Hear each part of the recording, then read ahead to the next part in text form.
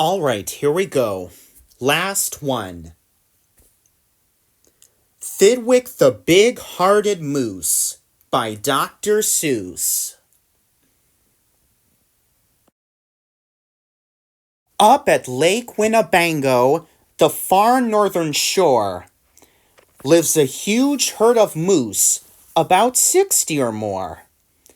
And they all go around in a big happy bunch, looking for nice tender moose moss to munch. Up at Lake Winnebago, one day they were lunching, just strolling along and enjoying their munching, for the moose moss that day was especially fine, when it happened that Thidwick, the last moose in line, saw a binglebug sitting. The bug called out, "Hey! It's such a long road! It's such a hot day! Would you mind if I rode on your horns for a way?" "Of course not," smiled Thidwick the big-hearted moose. "I'm happy my antlers can be of some use. There's room there to spare, and I'm happy to share. Be my guest, and I hope that you're comfortable there." So the binglebug picked out a nice, easy seat, and the moose went on looking for moose moss to eat. Well, an hour or so later, the bug heard a squeak, and he heard the small voice of a tree spider speak. "I say," said the spider, "you've got a fine place. That moose seems quite friendly. Has such a nice face. If I got on too, do you think he would mind?" "Hop aboard!" laughed the bug. "And I think that you'll find that the moose won't object. He's the big-hearted kind." "I accept," said the spider, "with joy and delight." And he started a web on the horn to the right. While the spider was spinning, he heard a gay song, and a fresh little zinazoo bird came along. He stopped, and he stared, and he chirped, Well. What a smart place to build. What a great place to dwell. I've been living on trees ever since I was born. And here's something new. Why not live on a horn? If there's room there for two, then there's room there for three." "There's plenty of room, laughed the bug. and it's free." Thidwick stopped walking. What was all that talking? These guests had caught Thidwick the moose unawares. "Hey, He called out, what goes on there upstairs?" "Just building a nest, sir." the zinazoo said, and began yanking hairs out of poor Thidwick's head. And he plucked out exactly 204. "Don't worry. He laughed. You can always grow more." Then he dozed off to sleep in his fine moose hair nest. "This bird Murmured Thidwick. is sort of a pest, but I'm a good sport, so I'll just let him rest. For a host above all must be nice to his guest. Besides now, it's getting quite late in the day, and surely tomorrow they'll all go away." But alas, the next morning, the sun's early light brought to Thidwick's sad eyes a most unwelcome sight. "Meet my wife," said the bird. "I was married last night. And perhaps, by the way, I should mention to you that her uncle is coming to live with us too. You're a very fine host, so I knew you'd be willing." Then the uncle, a woodpecker, started in drilling.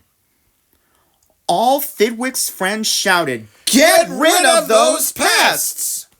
"I would, but I can't," sobbed poor Thidwick. "They're guests." Guests indeed, his friends answered, and all of them frowned. If those are your guests, we don't want you around. You can't stay with us, 'cause you're just not our sort. And they all turned their backs and walked off with a snort. Now the big friendless moose walked alone and forlorn, with 4 great big woodpecker holes in his horn. What holes? Whispered Herman, a squirrel who spied him. What holes to hide nuts in? Mind if I try them? They're yours, called the woodpecker. Get right inside 'em. This big-hearted moose runs a public hotel. Bring your nuts, bring your wife, bring your children as well. So the whole squirrel family all jumped on, and the very next thing the poor animal knew, a bobcat and turtle were living there too. Now, what was the big-hearted moose going to do? Well, what would you do if it happened to you? You couldn't say scat, 'cause that wouldn't be right. You couldn't shout scram, 'cause that isn't polite. A host has to put up with all kinds of pests, for a host above all must be nice to his guests. So you try hard to smile, and you try to look sweet, and you'd go right on looking for moose moss to eat. But now it was winter, and that wasn't easy, for moose moss gets scarce when the weather gets freezy. The food was soon gone on the cold northern shore of Lake Winnebago. There just was no more.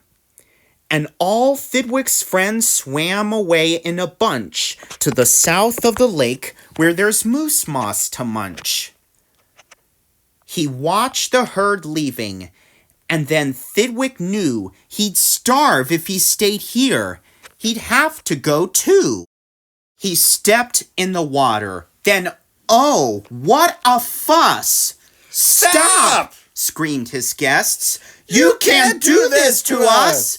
These horns are our home, and you've no right to take our home to the far distant side of the lake.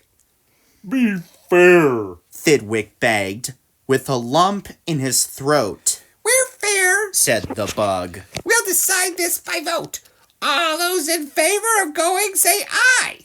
All those in favor of staying, say nay. Aye. Shouted Thidwick. But when he was done... Nay! They all yelled. He lost 11-1. We win! Screamed the guests. By a very large score! And poor starving Thidwick climbed back on the shore. Then do you know what those pests did? They asked in some more. They asked in a fox who jumped in from the trees. They asked in some mice, and they asked in some fleas. They asked a big bear, and then, if you please, came a swarm of 362 bees. Poor Thidwick sank down with a groan to his knees. And then came something that made his heart freeze. Bullets came zinging right past Thidwick's face. Guns were bang-binging all over the place. Get that moose! Get that moose! Thidwick heard a voice call. Fire again and again, and shoot straight one and all. We must get his head for the Harvard Club wall. Thidwick took to his heels with that load on his head. With 500 pounds on his horns, the moose fled. He could have run faster without all those pests, but a host, above all, must be nice to his guests. Up canyon, off cliff, over wild rocky trail, with bullets bouncing around him like hail. Up gully, through gulch, and down slippery sluice, with his hard-hearted guests raced the soft-hearted moose. Then finally they had him. Because of those pests, he had run out of luck. Because of those guests on his horns, he was stuck. He gasped, he felt faint, and the whole world grew fuzzy. Thidwick was finished, completely. Or was he? Finished, not Thidwick? Decidedly not. It's true, he was in a most terrible spot, but now he remembered a thing he'd forgot. A wonderful something that happens each year to the horns of all moose and the horns of all deer. Today was the day Thidwick happened to know that old horns come off so that new ones can grow. And he called to the pests on his horns as he threw them. You wanted my horns? Now you're quite welcome to 'em. Keep 'em, they're yours. As for me, I shall take myself to the far distant side of the lake. And he swam Winnebago and found his old bunch, and arrived just in time for a wonderful lunch at the south of the lake, where there's moose moss to munch. His old horns today are where you knew they would be. His guests are still on them, all stuffed as they should be. The end. Ta-da!